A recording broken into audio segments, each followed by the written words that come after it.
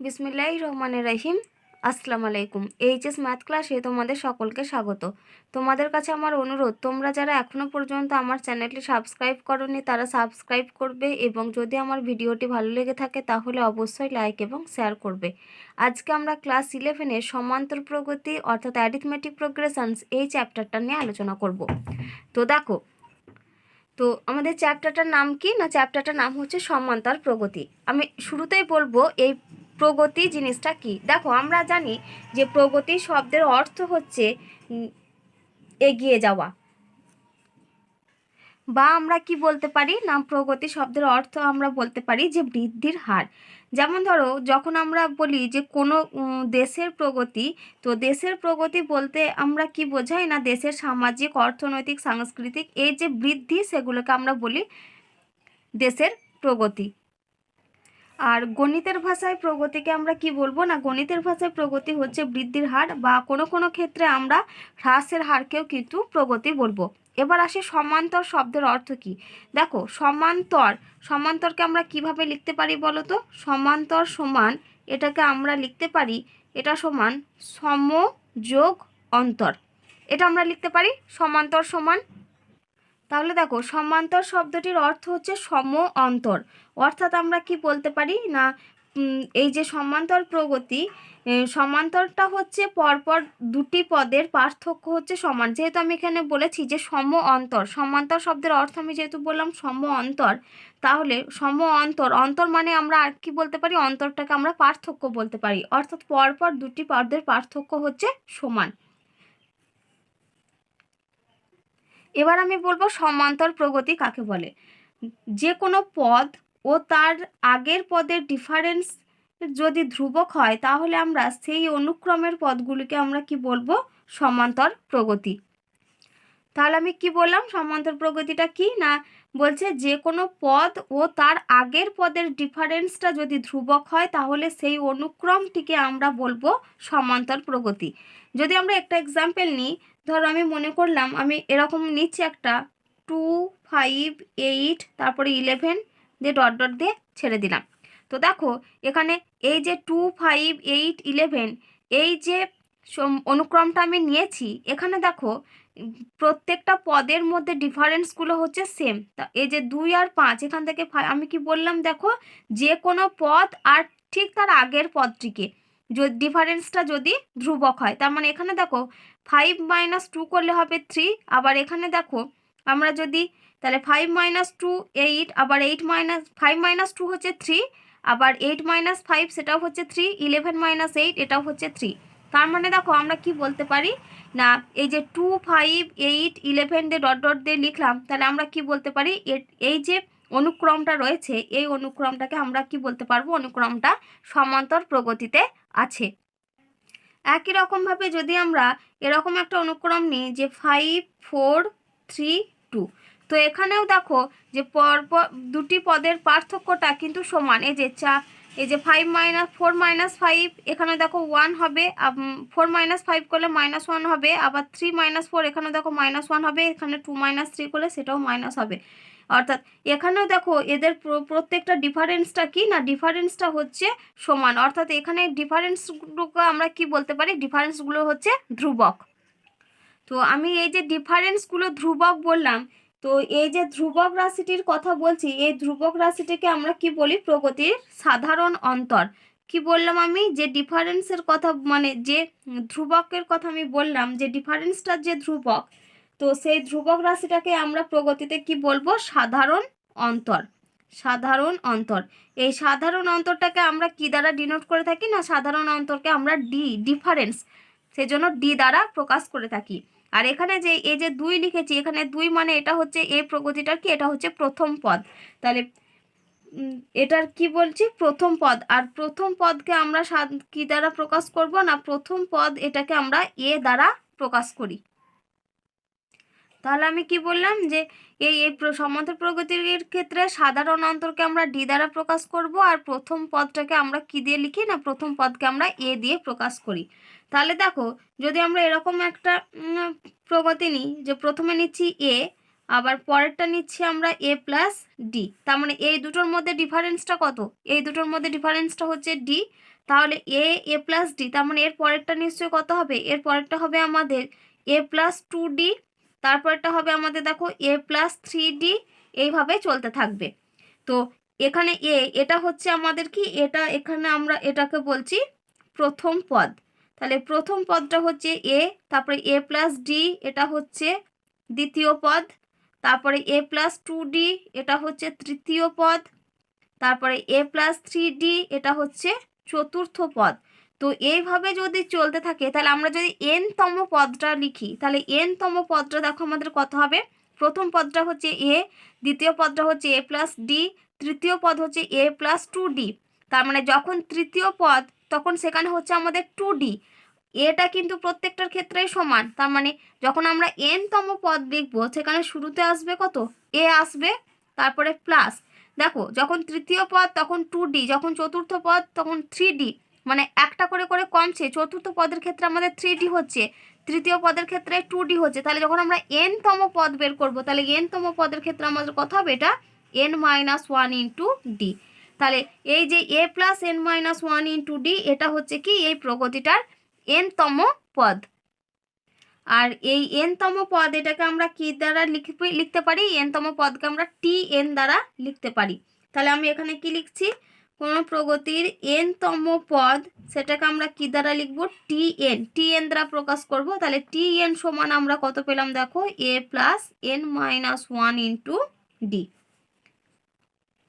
এবারে এই যে আমরা এক্সাম্পলটা নিয়েছিলাম 2, 5, 8, 11 দিয়ে ডট ডট দিয়ে রেখেছিলাম, যদি আমাদেরকে বলে যে এই প্রগতিটার 30তম পদটা নির্ণয় করতে, তাহলে আমি কি বললাম, এই যে প্রগতিটা রয়েছে, কোন প্রগতিটা না, এই যে 2, 5, 8, 11 এই যে এটা রয়েছে, আমাদেরকে কি বলছে এই সমান্তর প্রগতিটার 30তম পদ বের করতে যদি আমাদের বলে, তাহলে 30তম পদ মানে 30তম পদ সেটাকে আমরা কি দ্বারা লিখবো, t30 দিয়ে লিখবো।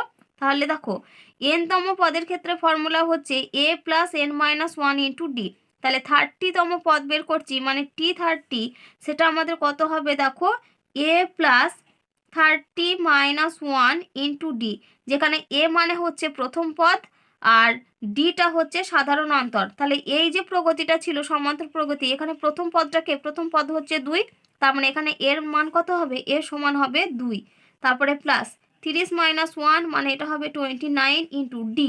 ডিটা কি, ডিটা হচ্ছে ডিফারেন্স, তাহলে ডিফারেন্স আমাদের কত, প্রত্যেকটার ক্ষেত্রে ডিফারেন্স হচ্ছে 3, তার মানে এটা হচ্ছে 29 ইন্টু 3। তাহলে সমান আমরা কত পাচ্ছি দেখো, 2 প্লাস এটা হবে আমাদের 87, তাহলে সমান আমরা কত লিখতে পারলাম, 89। তাহলে এই যে প্রগতিটা দেওয়া ছিল আমাদের, এটা একটা সমান্তর প্রগতি, যেহেতু এদের প্রত্যেকটা ডিফারেন্সটা কি সমান, তাহলে এই প্রগতিটা যদি আমাদের 30তম পদ বের করতে দেয় তাহলে t30 সেটা সমান আমরা কি লিখতে পারি, a প্লাস 30-1 ইন্টু ডি, সেখান থেকে আমরা ক্যালকুলেশন করে কত পেলাম, 89। তাহলে যখনই তোমাদের কোনো প্রগতি, সমান্তর প্রগতির ক্ষেত্রে যদি মানে কোনো তম পদ বের করতে দেয়, মানে 30তম বা 31 বা কোনো 50তম পদ বের করতে হয়, তাহলে সেক্ষেত্রে তোমরা কি করবে, এই যে tn সমান a plus n-1 into D এই ফর্মুলাটা অ্যাপ্লাই করবে। n এর মান যত, মানে যদি 50তম পদ বের করতে পারে তাহলে তোমরা t50 বের করবে, যদি 60তম পদ বের করতে পারে তাহলে এখানে কি করবে, n এর জায়গায় 60 বসাবে। এবার যদি দেখো আমাদের এরকম বললো যে এই যে প্রগতিটা রয়েছে, এই 2, 5, 8, 11 দিয়ে ডট ডট বলছে এই প্রগতিটির কোনো পদের মান 150 হতে পারে কি, তাহলে কোশ্চেন কি বলেছে যে এই যে প্রগতিটা আমরা নিয়েছিলাম 2, 5, 8, 11 দিয়ে ডট ডট বলছে এই যে সমান্তর প্রগতিটা রয়েছে এখানে কোনো পদের মান 150 হতে পারে কি, যদি তোমাদের এরকম কোনো কোশ্চেন দেওয়া থাকে তাহলে তোমরা কিভাবে বের করবে। তাহলে সেক্ষেত্রে তোমরা কি করবে না, এই যে যেটা বলবে আমাদের এখানে, যেমন কি বলেছে পদের মান 150 হতে পারে কি, তাহলে শুরুতেই তোমরা কি করবে, এখানে তম পদটাকে তোমরা 150 ধরে নেবে। তাহলে এখানে কি লিখবে, যে ধরি তম পদের মান হচ্ছে 150। তাহলে এখানে কি লিখছি দেখো, যে ধরি তম পদের মান 150। তাহলে তম পদের মান 150 মানে সেটাই হচ্ছে আমাদের tn। তাহলে দ্যাট ইজ আমরা কি লিখতে পারি, tn সমান হচ্ছে 150। এবার আমরা কি করব, tn এর ফর্মুলা জানি, তাহলে ইমপ্লাইজ দ্যাট ফর্মুলা লিখছি A plus N minus one into D, এটা সমান হচ্ছে 150। এবার এ মানে কত, এ মানে হচ্ছে এখানে 2, তাহলে এখানে আমরা মান বসাই 2 plus N minus one into D, D মানে কত, ডি মানে হচ্ছে ডিফারেন্সটা, সাধারণ অন্তর কমন ডিফারেন্স কত আমাদের 3, তাহলে এটা সমান হচ্ছে 150। তাহলে implies that N minus one into 3 এটা সমান হচ্ছে আমাদের 148, এটা দুইটা দিকে নিয়ে চলে এলে মাইনাস করলে আমরা কত পাবো 148। তাহলে implies that N minus one সমান 148/3, আবার ইমপ্লাইজ দ্যাট এন সমান হচ্ছে 148/3 প্লাস 1। এবার দেখো এই 148/3 এই সংখ্যাটা কি চলে এসেছে বলো তো, একটা ভগ্নাংশ সংখ্যা চলে এসেছে। যদি তোমাদের কোনো অঙ্কের ক্ষেত্রে এনের মানটা যদি পূর্ণ সংখ্যা না হয়ে কোনো এরকম ভগ্নাংশ জাতীয় সংখ্যা চলে আসে, তাহলে সেক্ষেত্রে আমরা কি বলবো যে এনতম পদের মান 150 এক্ষেত্রে হবে না। একমাত্র কখন হবে, যদি আমাদের এনের মানটাকে সবসময় কি আসতে হবে, এনের মানটাকে এনটাকে কি হতে হবে, সবসময় আমাদের পূর্ণ সংখ্যা হতে হবে। যদি এনের মানটা পূর্ণ সংখ্যা আসতো তাহলে আমরা বলতে পারতাম যে অততম পদের মান এখানে 150 হতে পারতো।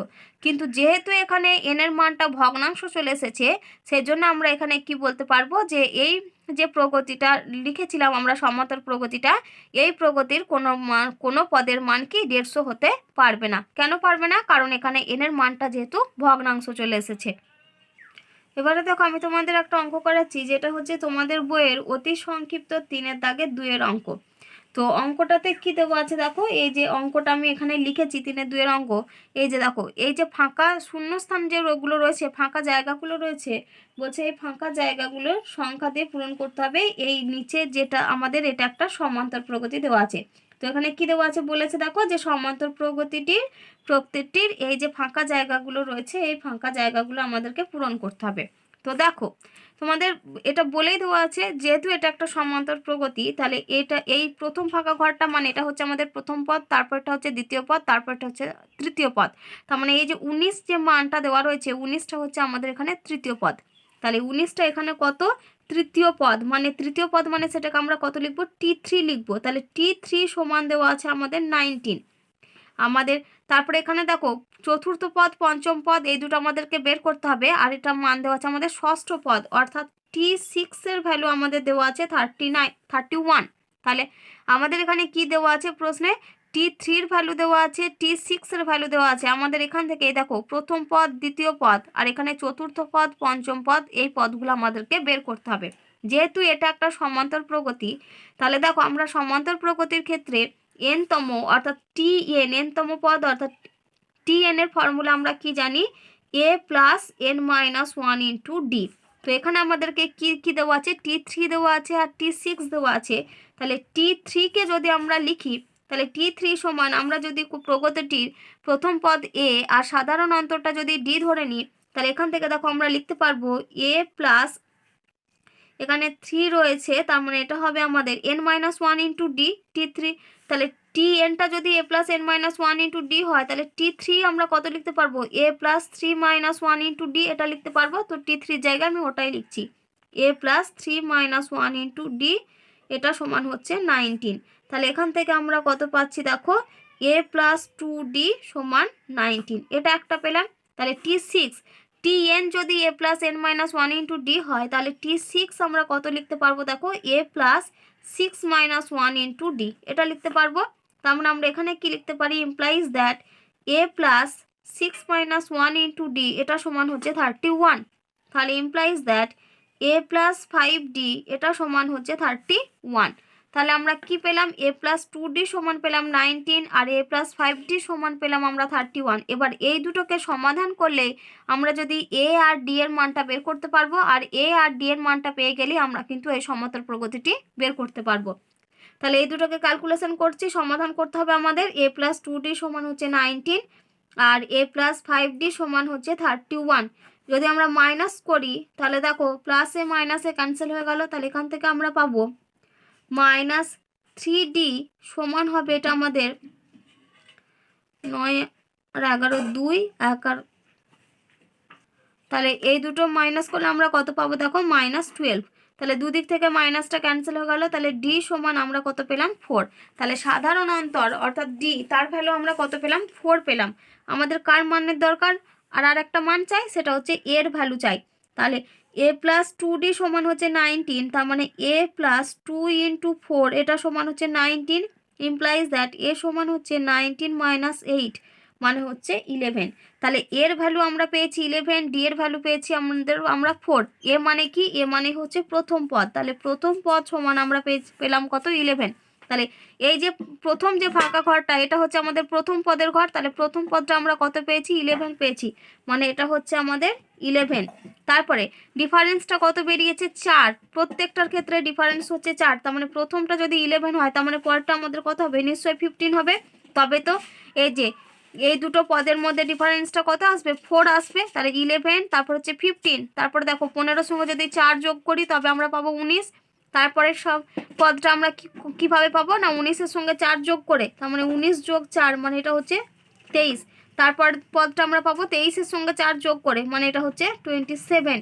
তারপরটা আমরা কিভাবে পাবো দেখো 27-এর সঙ্গে যদি 4 যোগ করি তাহলে আমরা পাবো 31। তো আমাদের এখানে শূন্যস্থান যেগুলো ছিল সেগুলো তো আমাদেরকে সংখ্যাগুলো বসাতে বলেছিল, তাহলে আমরা প্রথম পদটা পেলাম 11, দ্বিতীয় পদ হচ্ছে 15, তৃতীয় পদ আমাদের দেওয়াই ছিল, চতুর্থ পদ হচ্ছে 23, পঞ্চম পদ হচ্ছে 27 আর ষষ্ঠ পদটাও আমাদের দেওয়া ছিল 31। তাহলে দেখো এতক্ষণ আমরা কি শিখলাম না, এতক্ষণ ধরে আমরা যেটা শিখলাম সেটা হচ্ছে কোনো প্রগতিটির প্রথম পদকে আমরা এ দ্বারা প্রকাশ করব, প্রগতিটির যেটা সাধারণ অন্তর তাকে আমরা ডি দ্বারা প্রকাশ করি। আর কি শিখলাম না প্রগতিটির n-তম পদ অর্থাৎ টি এন সমান আমরা পেলাম formula A plus n minus 1 into D, যেখানে এটা হচ্ছে প্রথম পদ আর ডিটা হচ্ছে সাধারণ অন্তর। আর আমি তোমাদের এখানে কি কি করালাম না, যদি আমাদের কোনো একটা প্রগতি দেওয়া থাকে এবং সেই প্রগতিটির যদি প্রথম পদ এবং সাধারণ অন্তর দেওয়া থাকে তাহলে সমান্তর প্রগতিটির যে কোনো পদ নির্ণয় কিভাবে করতে হবে সেটা আমি তোমাদের শেখালাম। যেমন যেটা আমি তোমাদের কোনটা থেকে শিখেছিলাম, এই যেটা 30-তম পদ T30, অর্থাৎ আমাদের কি কোনো একটা প্রগতি দেওয়া আছে, এই প্রগতিটির মানে একটা সমান্তর প্রগতি দেওয়া আছে, এই সমান্তর প্রগতিটির আমরা প্রথম পদ জানি আর জানি তাদের মধ্যে ডিফারেন্সটা। যদি আমরা এই দুটো জানি মানে সাধারণ অন্তর আর প্রথম পদ যদি জানা থাকে তাহলে সমান্তর প্রগতিটির যে কোনো একটা পদ আমরা কিভাবে নির্ণয় করব সেটা আমি তোমাদের শেখালাম। এই যে 30-তম পদ কিভাবে নির্ণয় করতে হবে এটা আমি বললাম T30, যার মান এসেছিল আমাদের 89। আর আমি তোমাদের কি শেখালাম না এরকম যদি কোনো একটা প্রগতির যে কোনো দুটো পদ আমাদের এখানে যেমন দিয়ে দেওয়া ছিল সেখান থেকে আমরা বাকি পদগুলো কিভাবে নির্ণয় করতে হয় সেটাও আমরা শিখলাম। এবার আমরা যেটা শিখবো সেটা হচ্ছে কোনো সমান্তর প্রগতির প্রথম n সংখ্যক পদের সমষ্টি কিভাবে নির্ণয় করতে হবে। কি শিখবো আমরা না কোনো সমান্তর প্রগতির প্রথম n সংখ্যক পদের সমষ্টি কিভাবে নির্ণয় করব। তো এখানে আমরা এই যে সমান্তর প্রগতির প্রথম n সংখ্যক পদের সমষ্টি নির্ণয় করাটা যেটা শিখবো, তো n সংখ্যক পদের সমষ্টি নির্ণয় করার আগে আমি তোমাদের যেটা শেখাবো সেটা হচ্ছে যদি আমাদেরকে 1 থেকে 100 পর্যন্ত এই 1 থেকে 100 পর্যন্ত যে সংখ্যাগুলো রয়েছে এই টোটাল সংখ্যাগুলোর যদি আমাদের যোগফল বের করতে দেয় তাহলে আমরা কিভাবে বের করব। তাহলে কি বললাম আমি না 1 থেকে 100 পর্যন্ত যে সংখ্যাগুলো রয়েছে এদের প্রত্যেকের সমষ্টি, মানে সেটা কি না এখানে কিন্তু প্রত্যেকটা আমাদের মানে পূর্ণ সংখ্যা অর্থাৎ স্বাভাবিক সংখ্যা নেব, মানে 1 2 3 4 এরকম করে কত দূর পর্যন্ত যোগ করব 1 2 3 4 এরকম করে ডট ডট 100 পর্যন্ত আগে এই যোগ ফল নির্ণয় করাটা আগে আমি শিখবো, তারপর আমি এখান থেকে দেখাবো যে সমান্তর প্রগতির প্রথম n সংখ্যক পদের সমষ্টিটা আমরা কিভাবে নির্ণয় করব। তো যেহেতু আমরা যোগ ফল বের করব তাহলে যোগকে আমরা কি বলি সাম বলি, তাহলে যেহেতু সাম বলি সেজন্য আমরা কি করব এস দ্বারা ডিনোট করব। তাহলে এস সমান আমরা এখানে কি করছি না 1 + 2 + 3 + 4 প্লাস ডট ডট প্লাস 100 কি করছি 1 থেকে 100 পর্যন্ত সংখ্যাগুলোর আমরা সমষ্টি বের করছি। তো দেখো 1 থেকে 100 পর্যন্ত সংখ্যাগুলো যোগ করলে যেটা যোগফল হবে, আমরা যদি 100 থেকে 1 পর্যন্ত লিখি তো সেই সংখ্যার যোগফলটাও কি হবে সেম হবে, অর্থাৎ আমরা কি লিখছি এর সমান আমরা লিখতে পারি দেখো 100 প্লাস তারপরে লিখবো 99 প্লাস 98, তারপরে আমরা লিখছি plus 97 plus dot dot plus লাস্টে আমরা কত লিখছি এখানে 3, তারপরে 2, তারপরে 1। তাহলে এখানে 100-র আগে আমাদের কত আসবে 99 আসবে, তার আগে আমাদের কত আসবে 98 আসবে, এইভাবে থাকবে। অর্থাৎ 1 2 3 4 করে 100 পর্যন্ত যোগ করলে আমরা যে সংখ্যাটা পাবো, আমরা যদি 100 তারপরে 99 তারপর 98 97 থেকে 1 পর্যন্ত যোগ করলে আমরা কিন্তু সংখ্যাটা একই পাবো। সেই জন্য আমি প্রথমে কি করলাম, এর সমান আমরা প্রথম দিক থেকে লিখলাম, আর তারপরে রেসটা সমান আমরা কি করলাম, শেষ দিক থেকে লিখলাম। এবার যদি আমরা এই দুটোকে যোগ করি তাহলে দেখো আমরা কি পাই। তাহলে আমরা এখন কি করব, এই দুটোকে যোগ করছি। তাহলে এই দুটোকে যোগ করা মানে আমরা যেমন বাম দিকের রাশিমালাটাকে যোগ করব, একই রকমভাবে কি করব, ডান দিকের রাশিমালাটাকেও যোগ করব। তাহলে এখানে এস আর এস যোগ করলে আমরা কত পাবো, 2s পাবো। তাহলে 2s সমান, দেখো এখানে 1 যোগ 100 মানে কত হবে বলো তো, 101। 2 যোগ 99 মানে দেখো আমরা পাচ্ছি 101। 3 যোগ 98 সেটাও হচ্ছে আমাদের 101। 4 যোগ 97 সেটাও হচ্ছে 101। একই রকমভাবে শেষের দিকে এখানে 100, এখানে যোগফল দেখো হচ্ছে 101, তারপরে 99, এখানে 2, এটাও হচ্ছে 101, তারপর 98, এটা হচ্ছে 3, তার মানে এটাও হচ্ছে 101। অর্থাৎ আমরা প্রথম দিকে যে লিখেছি, মানে এখানে এই দুটো পরপর সংখ্যাগুলোকে যখন যোগ করছি আমরা যা পাচ্ছি এখানেও দেখো আমরা ঠিক সেম পাচ্ছি। তার প্রত্যেকটা যোগফল আমাদের কত হচ্ছে, মানে এই যে এখানে যে আমরা পরপর লিখেছি এভাবে যদি যোগ করি তাহলে আমরা কত করে পাচ্ছি, 101 করে পাচ্ছি।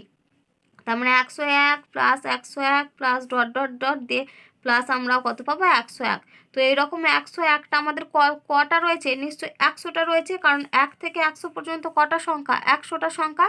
আমরা যদি 1 প্লাস 1 প্লাস 1 করে এরকম করে 10টা 1কে যোগ করি তাহলে আমাদের যোগফলটা কত হবে, 10 হবে। তাহলে 101টা আমাদের কতবার যোগ আছে, 100 বার যোগ আছে। তার মানে এখান থেকে আমরা কি লিখতে পারি, দেখো 2 এর সমান লিখতে পারি আমরা 100 ইন্টু 101। তার মানে এর সমান আমরা কত পাবো, এখানে হবে 10100 ডিভাইডেড বাই 2, তার মানে এটা আমরা পাচ্ছি 550। তো এখানে দেখো আমরা কি পেলাম না, যখন আমরা 1 থেকে 100 পর্যন্ত লিখেছিলাম আর যখন আমরা 100 থেকে 1 পর্যন্ত লিখলাম, এই যে দুটো বরাবর সংখ্যা নিচ্ছি, এই সংখ্যাগুলোর প্রত্যেকটার যোগফলগুলো, এই দুটো সংখ্যার যোগফলটা কিন্তু আমাদের প্রত্যেকটা সেম চলে এসেছে।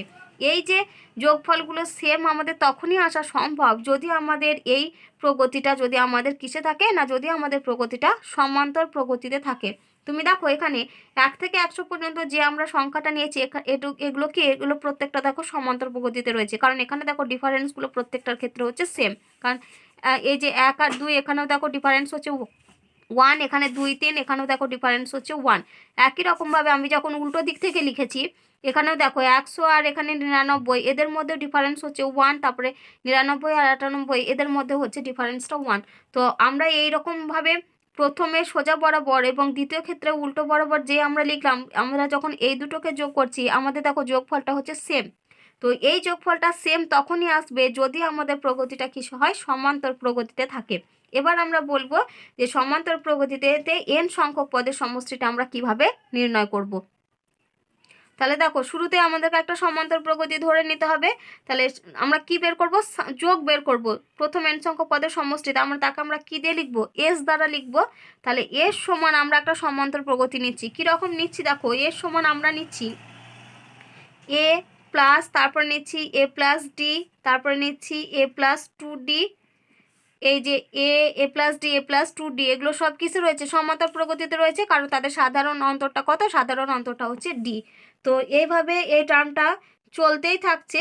এবার শেষের টার্মটা আমাদের কত হয়, যদি আমরা তম, যেহেতু এখানে বলা আছে দেখো যে n সংখ্যক পদের আমরা সমষ্টি বের করব, আমাদের কিন্তু n সংখ্যক পদ আমাদের উল্লেখ করে দিয়েছে। তাহলে n-তম যেটা পদ সেটা আমাদের ফর্মুলাতে আমরা কি জানি, সেটা হয় আমাদের n-তম পদ a plus n minus 1 into D, এটা আমরা জানি। তো আমরা এখানে শেষ পদটাকে a plus n minus 1 into D না করে, যেহেতু লাস্ট টার্ম, শেষ পদ মানে লাস্ট টার্ম, সেজন্য আমরা l দ্বারা লিখব। তাহলে শেষ পদটাকে আমরা কত লিখছি, l লিখছি। তাহলে দেখো প্রথম পদ হচ্ছে a, তারপরটা হচ্ছে a প্লাস ডি, তারপর হচ্ছে a প্লাস 2d। ডিফারেন্সটা কত করে হচ্ছে, ডিফারেন্সটা হচ্ছে আমাদের ডি করে ডিফারেন্স হচ্ছে।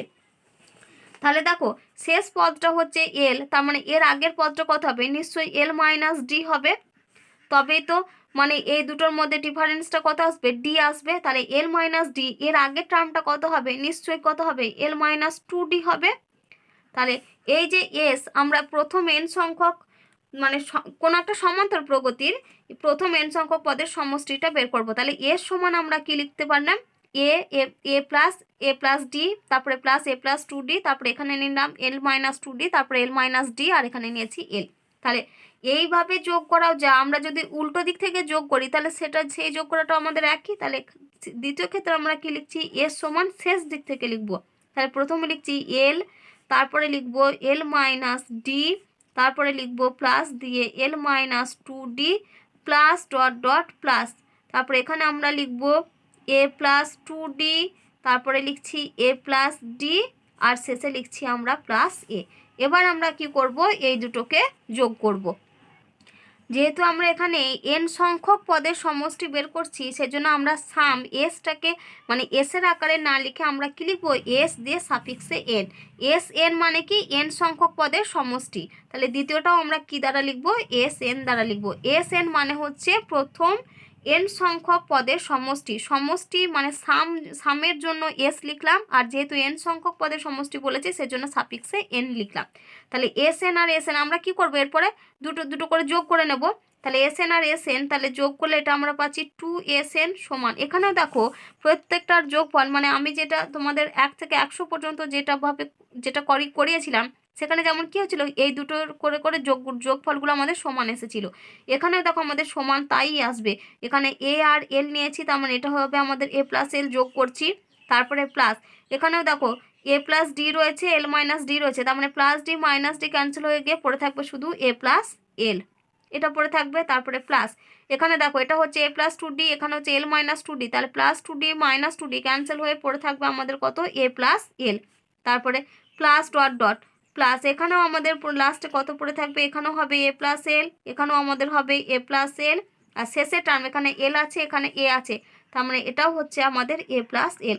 তো এরকম এ প্লাস এল এর যোগফল করছি, তো এরকম আমাদের কটা এ প্লাস এল এর যোগফল আছে না, এনটা, কারণ আমরা কি বের করেছি, এন সংখ্যক পদের সমষ্টি বের করেছি।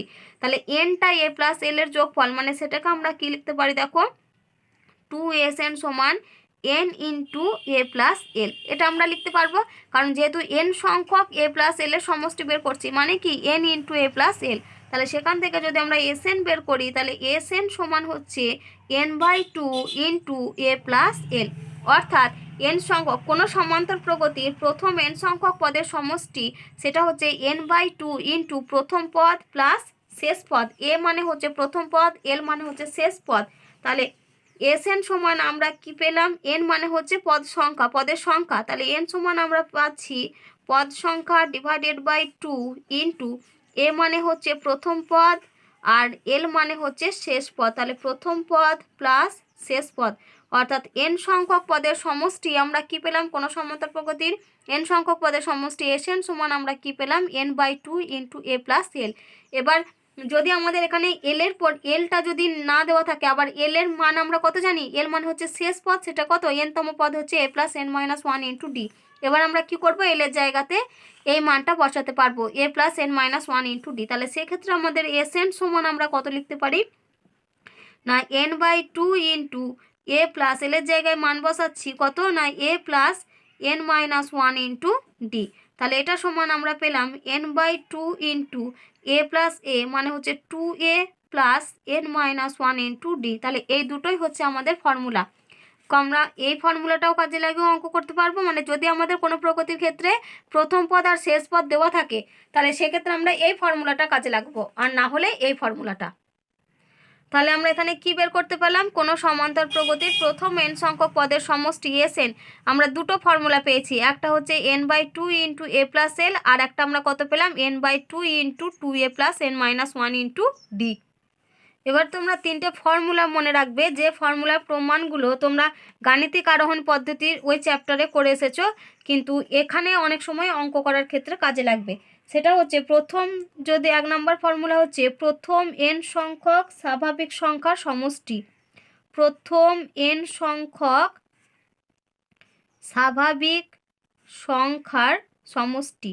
এটা আমরা কি জানি, ফর্মুলা জানি, প্রথম n সংখ্যক স্বাভাবিক সংখ্যার সমষ্টি ফর্মুলা হয় n into n plus 1/2, n into n plus 1/2।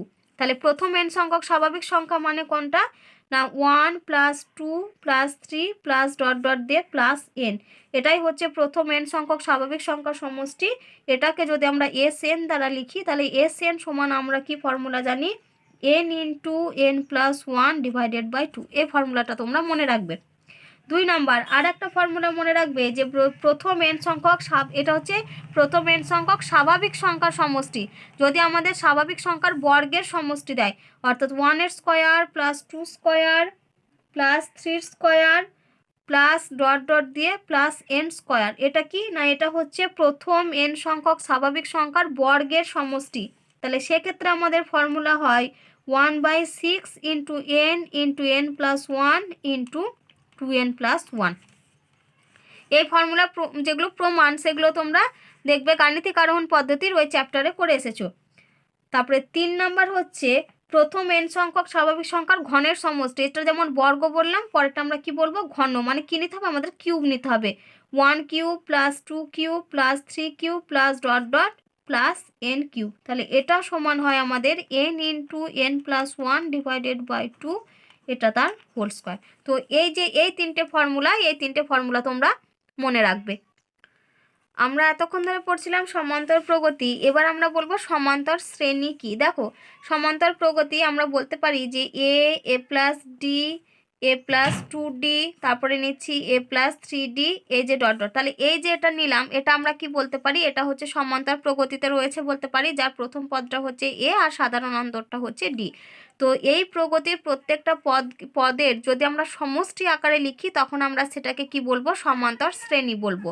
যখন আমাদের এরকম কমা দিয়ে লেখা থাকবে তখন সেটা হবে আমাদের সমান্তর প্রগতি, আর যখন আমরা এগুলো সমষ্টির আকারে লিখবো তখন সেটা আমাদের কি হয়ে যাবে, মানে সমান্তর প্রগতির পদগুলোকে যদি আমরা সমষ্টির আকারে লিখি তখন আমাদের সেটা হয়ে যাবে সমান্তর শ্রেণী। তাহলে এক্ষেত্রে যদি আমরা সমান্তর শ্রেণী লিখতে চাই তাহলে সমান্তর শ্রেণী আমাদের কত হবে না, সেটা হয়ে যাবে আমাদের এ, তারপরে হবে প্লাস এ প্লাস ডি, তারপরে প্লাস এ প্লাস 2d, তারপরে plus A plus 3d plus dot dot দিয়ে ছেড়ে দিলাম। তাহলে যখনই আমরা প্লাস করে লিখবো, পদগুলো সমষ্টি আকার করে লিখবো, মানে সমান্তর প্রগতির পদগুলো সমষ্টি আকারে লিখবো, তখন সেটা আমাদের কি হয়ে যাবে না, তখন সেটাকে আমরা বলবো সমান্তর শ্রেণী। এবার আমরা পড়বো সমান্তরীয় মধ্যক। সমান্তরীয় মধ্যক যাকে আমরা ইংলিশে কি বলি, অ্যারিথমেটিক মিন। সমান্তরীয় মধ্যক বা এটাকে আমরা কি বলি, অ্যারিথমেটিক মিন। সমান্তরীয় মধ্যক হচ্ছে যদি আমাদের তিনটি রাশি সমান্তর প্রগতিতে থাকে তখন আমরা কি বলবো না, মধ্যবর্তী রাশিটিকে অন্য দুটি রাশির সমান্তরীয় মধ্যক বলবো। যেমন ধরো যদি আমাদের বলা থাকে যে এ আর বি এই দুটো রাশি আর এক্সটা হচ্ছে তাদের সমান্তরীয় মধ্যক, এ বি দুটো রাশি আর এক্সটা যদি তাদের সমান্তরীয় মধ্যক হয় তাহলে আমরা তখন কি বলতে পারবো না, এ কমা এক্স কমা বি এই তিনটে সংখ্যা এরা কিসে রয়েছে, সমান্তর প্রগতিতে থাকবে, সমান্তর প্রগতিতে থাকবে বলতে পারবো। তাহলে আমি কি বললাম না, যদি তিনটে রাশি সমান্তর প্রগতিতে থাকে, যেমন এখানে এ এক্স বি এই যে তিনটে রাশি যদি সমান্তরে প্রগতিতে থাকে তখন এই যে মধ্যবর্তী রাশি মানে এক্সটাকে কি বলবো আমরা, এই দুটো রাশির এ আর বি এই দুটো রাশির আমরা সমান্তরীয় মধ্যক বলবো। তাহলে সমান্তর এখানে এ এক্স আর বি যদি সমান্তর প্রগতিতে থাকে তার মানে কি লিখতে পারি, এদের ডিফারেন্সটা সমান। আমি যেটা শুরুতেই বলেছিলাম যে এখানে এ এক্স আর বি সমান্তর প্রগতিতে থাকবে তখনই আমরা বলতে পারবো যদি কি হয় এদের মধ্যে ডিফারেন্সটা সমান হয়, অর্থাৎ এক্স মাইনাস এ এটা সমান যদি হয় আমাদের বি মাইনাস এক্স। তাহলে এখান থেকে আমরা লিখতে পারি, দেখো এক্স প্লাস এক্স সমান হচ্ছে এ প্লাস বি, তাহলে এক্স সমান আমরা কত পেলাম, দেখো এ প্লাস বি বাই 2, কারণ এক্স আর এক্স যোগ করলে হবে আমাদের 2x, আমি একেবারে লিখে দিলাম এক্স সমান হচ্ছে এ প্লাস বি বাই 2। তাহলে সমান্তরীয় মধ্যকটা কি না, সমান্তরীয় মধ্যক হচ্ছে দুটো রাশি মানে রাশি দুটো সমষ্টির অর্ধেক। এবার আমরা শিখবো যে সমান্তর শ্রেণীর মধ্যপদ নির্ণয়। তো সমান্তর শ্রেণী আমি কি বললাম না, কোনো রাশি যদি সমান্তর প্রগতিতে থাকে তাহলে সমান্তর প্রগতির যে পদগুলো রয়েছে তাদেরকে সমষ্টি আকারে লিখে আমরা যেটা পাবো সেটাই হচ্ছে সমান্তর শ্রেণী। তো আমরা এখন কি শিখবো না, সমান্তর শ্রেণীর মধ্যপদ কিভাবে নির্ণয় করব। তো এটা আমরা একটা এক্সাম্পলের সাহায্যেই দেখব। তো মনে করো আমরা যদি একটা সমান্তর শ্রেণী নিই 2 + 4 + 6, এটা একটা সমান্তর শ্রেণী। কারণ এখানে দেখো সমান্তর প্রগতির পদগুলো কত কত হচ্ছে 2, 4 আর 6। তাহলে দেখো এখানে আমাদের সমান্তর প্রগতিটা কত নিচ্ছি আমরা 2, 4 আর 6। তাহলে সমান্তর শ্রেণী মানে কি পদগুলোর যোগফল, তার মানে 2 + 4 + 6। তো এখানে দেখো সমান্তর এই যে শ্রেণীটা নিয়েছি, তো এই সমান্তর শ্রেণীতে টোটাল পদের সংখ্যা কত? টোটাল পদ আছে আমাদের 3টে। তো এক্ষেত্রে দেখো আমরা দেখে বুঝতে পারছি যে যখন আমরা 2 + 4 + 6 নিয়েছি, এক্ষেত্রে আমাদের মধ্যপদ কোনটা? মধ্যপদ হচ্ছে 4। তাহলে এক্ষেত্রে আমাদের 4টা হচ্ছে মধ্যপদ। একই রকমভাবে আমরা যদি 2 + 4 + 6 + 8 নিই, তাহলে এক্ষেত্রে যদি আমরা মধ্যপদ বলি সমান্তর শ্রেণীটির, তাহলে সেক্ষেত্রে আমাদের মধ্যপদ হবে দেখো দুটো, একবার আমরা বলতে পারি 4 আর একবার আমরা বলতে পারি 6। একই রকমভাবে সমান্তর শ্রেণীটাকে যদি আমরা 2 + 4 + 6 + 8 প্লাস পরেরটা আমরা নিয়ে নিলাম 10, তাহলে এই সমান্তর শ্রেণীটির মধ্যপদ, তাহলে মধ্যপদ এখানে আমাদের কত হবে দেখো 6 হবে। তাহলে এখানে মধ্যপদ হচ্ছে আমাদের 6। এবার আমি সমান্তর শ্রেণীটাকে নিচ্ছি 2 + 4 + 6 + 8 + 10 + 12। তাহলে এক্ষেত্রে দেখো সমান্তর শ্রেণীটির মধ্যপদ কত কত হবে? একবার 6 হবে আর একবার 8 হবে। তাহলে দেখো আমরা দেখছি যে সমান্তর শ্রেণীটির কিছু কিছু ক্ষেত্রে আমাদের একটাই মধ্যপদ থাকছে, আবার কিছু কিছু ক্ষেত্রে আমাদের দুটো মধ্যপদ থাকছে। তাহলে প্রথমে আমি বলি যে কখন আমাদের একটা মধ্যপদ থাকবে। দেখো যদি আমাদের সমান্তর শ্রেণীটিতে পদের সংখ্যাটা যদি অযুগ্ম হয়, এখানে কটা পদ রয়েছে? একটা, দুটো, তিনটে। তাহলে তিনটা কি? অযুগ্ম সংখ্যা। তাহলে সমান্তর শ্রেণীটির কি বললাম? পদের সংখ্যা যদি অযুগ্ম হয়, পদের সংখ্যা মানে যদি আমাদের এনটা পদ হয়, মানে এনটা যদি পদ থাকে আর এনের মানটা যদি আমাদের অযুগ্ম হয়, তাহলে সেক্ষেত্রে আমাদের কটা মধ্যপদ থাকবে? একটি মাত্র মধ্যপদ থাকবে। তাহলে কি বললাম আমি? সেক্ষেত্রে আমাদের একটি মধ্যপদ হবে। কিন্তু যদি আমাদের এনের মানটা যুগ্ম হয়ে যায়, যেমন এখানে দেখো কটা পদ রয়েছে? 1, 2, 3, 4, চারটে পদ রয়েছে, তাহলে সেক্ষেত্রে দেখো আমাদের দুটো মধ্যপদ। তাহলে এনটা যদি আমাদের যুগ্ম হয়, তাহলে সেক্ষেত্রে আমাদের কটা মধ্যপদ পাচ্ছি? দুটো মধ্যপদ পাচ্ছি। এবার বলবো যে এই যে দেখো আমরা কি পেলাম? এনটা যদি অযুগ্ম হয় তাহলে একটা মধ্যপদ, আর এনটা যদি যুগ্ম হয় তাহলে দুটো মধ্যপদ থাকবে। এবার কততম পদগুলো আমাদের মধ্যপদ হবে সেটা আমরা বলবো। তো দেখো যদি আমাদের এনের মানটা যখন আমাদের অযুগ্ম ছিল, অযুগ্মর ক্ষেত্রে আমাদের দেখো আমাদের কি হয়েছে? এখানে যেমন আমরা 3 নিয়েছিলাম, তাহলে 3টে পদ ছিল, তাহলে সেক্ষেত্রে আমাদের দ্বিতীয় পদটা হচ্ছে মধ্যপদ। তার মানে যদি আমাদের কি হবে না, এনের মানটা যদি আমাদের যুগ্ম হয়, না শুরুতে আমি বলবো যে যদি আমাদের এনের মানটা অযুগ্ম হয়, তাহলে আমাদের একটা মধ্যপদ হবে, আর সেটা আমাদের কত হবে? n+1/2তম পদটা হবে মধ্যপদ।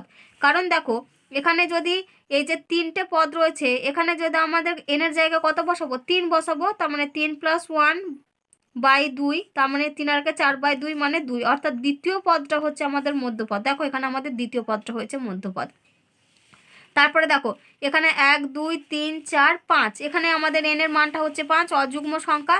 তার মানে সেখানেও আমাদের কি ফর্মুলা হবে? n+1/2, অর্থাৎ 5+1/2 মানে 5 আর 6/2, মানে এটা হচ্ছে 6/2 মানে 3। তাহলে এখানে দেখো তৃতীয় পদটা হয়েছে মধ্যপদ।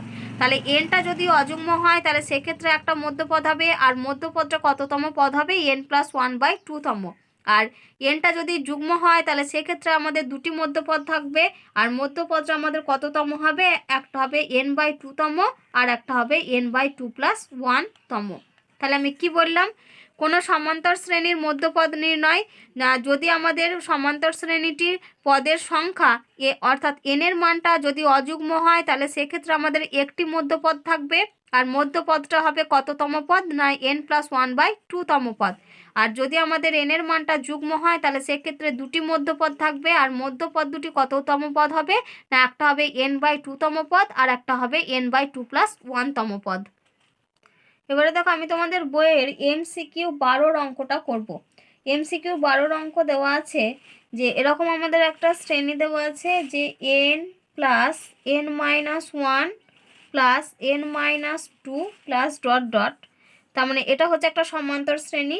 বলেছে এই শ্রেণীর 12তম পদ কত হবে? 12তম পদ কত হবে? এটা তোমাদের MCQর একটা কোশ্চেন। কি দেওয়া আছে আমাদের না n plus n minus one plus n minus two plus dot dot দিয়ে এই একটা সমান্তর শ্রেণী দেওয়া আছে। কি বলেছে না এই সমান্তর শ্রেণীটির 12তম পদ কত হবে সেটা তোমাদেরকে বের করতে হবে। তাহলে দেখো এটা হচ্ছে একটা সমান্তর শ্রেণী, তো এই সমান্তর শ্রেণীটির প্রথম পদটা হচ্ছে n, তার মানে এখানে প্রথম পদকে আমরা কি দিয়ে লিখি, a দ্বারা লিখি। তাহলে a সমান হচ্ছে এখানে আমাদের n। এবার d মানে হচ্ছে সাধারণ অন্তর, তাহলে a হচ্ছে n, সেটা আমরা কি, এটা আমাদের হচ্ছে প্রথম পদ। তাহলে প্রথম পদ a সমান হচ্ছে n। আর সাধারণ অন্তর সেটাকে আমরা কি লিখি, ডি মানে কত হবে, দুটো পদের ডিফারেন্স, তার মানে এখানে আমরা কত পাচ্ছি, এখানে হবে আমাদের n minus one minus n। তার মানে সাধারণ অন্তরটা আমরা পাচ্ছি দেখো n minus one minus n, তাহলে plus n minus n cancel হয়ে গেল, পড়ে থাকবে শুধু আমাদের মাইনাস ওয়ান। তাহলে প্রগতিটার আমরা প্রথম পদ পেয়েছি a, সেটা হচ্ছে n, ডি এর মান হচ্ছে মাইনাস ওয়ান, আমাদের চেয়েছে কত 12তম পদ। তাহলে দেখো এই যে সমান্তর শ্রেণীটা দেওয়া ছিল, আমাদের সমান্তর শ্রেণীটির আমরা প্রথম পদ জানি, সাধারণ অন্তর জানি, তাহলে খুব সহজেই দেখো আমরা 12তম পদ বের করতে পারবো। তার মানে 12তম পদ সেটা আমাদের কত হবে, T12 হবে। তাহলে আমরা Tn এর ফর্মুলা কি জানি, a plus n minus one into D, এটা হচ্ছে Tn এর ফর্মুলা। তাহলে T12 এর ফর্মুলা কত হবে, a plus 12 minus one into D. তাহলে এ মানে কত, এ মানে হচ্ছে n, তাহলে মান বসাই n প্লাস এখানে 11 ইন্টু ডি মানে হচ্ছে কত মাইনাস ওয়ান। তার মানে এটা আমরা কত পেলাম, n minus 11 into minus one, এখানে প্লাসে মাইনাসে মাইনাস হয়েছে, এটা 11। তাহলে আমাদের এখানে কি জানতে চেয়েছিল, যে শ্রেণীটির 12তম পদ, তাহলে 12তম পদ মানে T12, সেটা আমরা কত পেলাম, n মাইনাস 11। তো এটা দেখবে তোমাদের অপশন নাম্বার বিতে রয়েছে, অপশন নাম্বার বি, যেহেতু এটা MCQ কোশ্চেন সেজন্য। এবার আমি তোমাদের অতি সংক্ষিপ্তর 1 দাগের 3 অঙ্কটা করাচ্ছি। অতি সংক্ষিপ্তর 1 দাগের 3 অঙ্ক। তো এখানে দেখো তোমাদের বইতে কোশ্চেনে দেওয়া আছে যে কোনো সমান্তর প্রগতির rতম পদ সেটা হচ্ছে TR, rতম পদ দেওয়া আছে TR, এখানে টিটা কিন্তু ক্যাপিটাল লেটারে আর আরটা হবে সাফিক্সে। আর দেওয়া আছে বলেছে যে যদি m ইন্টু TM সমান n ইন্টু TN হয়, তাহলে দেখাতে হবে অর্থাৎ প্রুভ দ্যাট, প্রমাণ করো যে TM প্লাস n সমান 0। তাহলে কোশ্চেনটা কি আছে, কোনো সমান্তর প্রগতির rতম পদ TR, আর যদি m ইন্টু TM সমান n ইন্টু TN হয়, তাহলে প্রমাণ করো যে TM প্লাস n সমান 0, এটা আমাদেরকে দেখাতে হবে।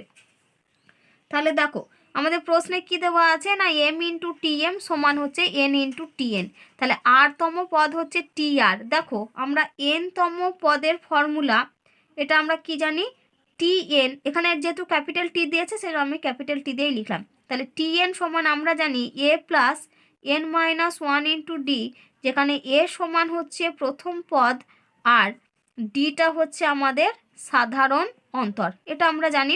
তাহলে TM মানে সেটা হবে আমাদের mতম পদ, আর TN মানে হচ্ছে nতম পদ। তাহলে এখানে দেখো যেহেতু আমাদের কি দেওয়া আছে m ইন্টু TM সমান n ইন্টু TN, তাহলে এখানে আমরা TM আর TN এর জায়গায় ফর্মুলা লিখতে পারি।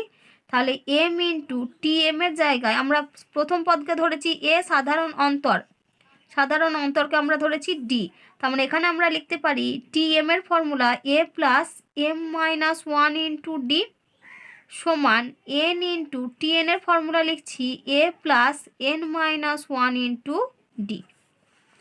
এবার আমরা কি করব, দুটো টার্মকে এক কাছে নিয়ে চলে আসবো এটা, তাহলে m ইন্টু এটা লিখছি a plus m minus one into D minus n into a plus n minus one into D, এটা সমান হবে 0।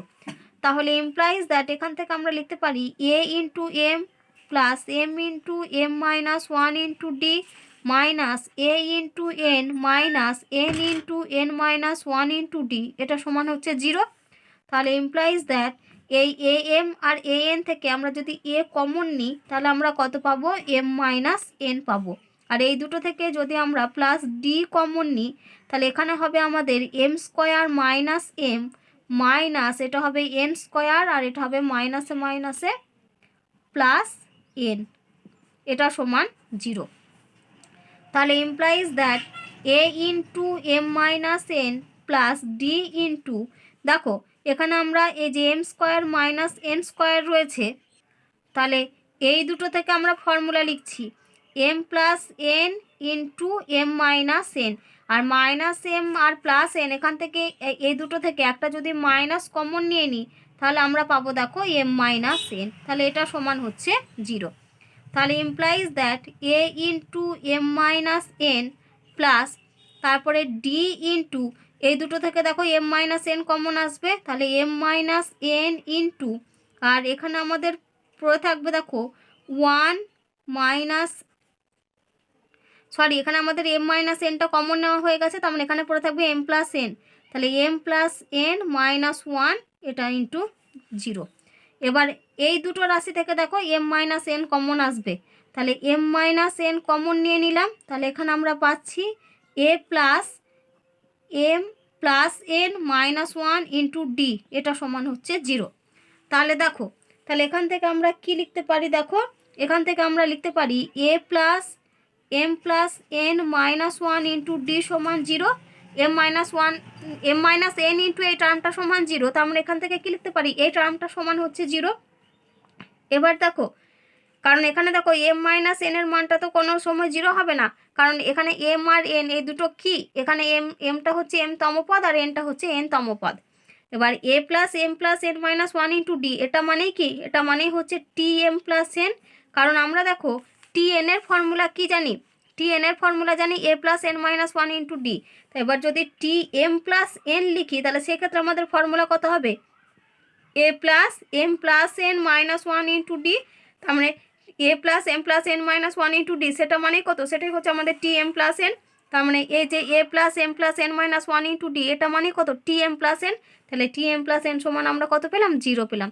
তো এটাই তোমাদেরকে দেখাতে বলেছিল যে টি এম প্লাস এন এর মানটা 0 হবে, তাহলে দেখো যেটা আমাদের প্রমাণ করতে দিয়েছিল সেটা প্রমাণ হলো।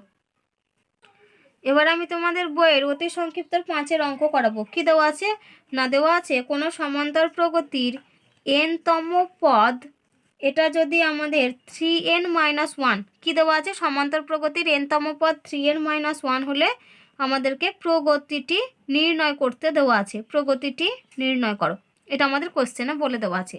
কী দেওয়া আছে না, সমান্তর প্রগতির n তম পদ হচ্ছে 3n মাইনাস 1, তাহলে সেক্ষেত্রে আমাদের সমান্তর প্রগতিটি বের করতে হবে। তাহলে n তম পদ 3n মাইনাস 1, আর আমরা কি জানি n তম পদ, সেটাকে আমরা কি দ্বারা লিখি, tn দ্বারা লিখি, তাহলে tn সমান কত পেলাম আমরা, 3n মাইনাস 1। তাহলে প্রগতিটি নির্ণয় করতে হবে, মানে আমাদেরকে t1 t2 t3 এরকম করে করে বের করতে হবে। তাহলে যদি আমরা t1 বের করি তাহলে t1 মানে কত, n এর জায়গায় 1 বসাবো, তাহলে এটা হবে 3 ইন্টু 1 মাইনাস 1 মানে হচ্ছে 2। তারপরে t2 মানে n এর জায়গায় 2 বসাবো, তাহলে 3 ইন্টু 2 মাইনাস 1 মানে এটা হচ্ছে আমাদের 5।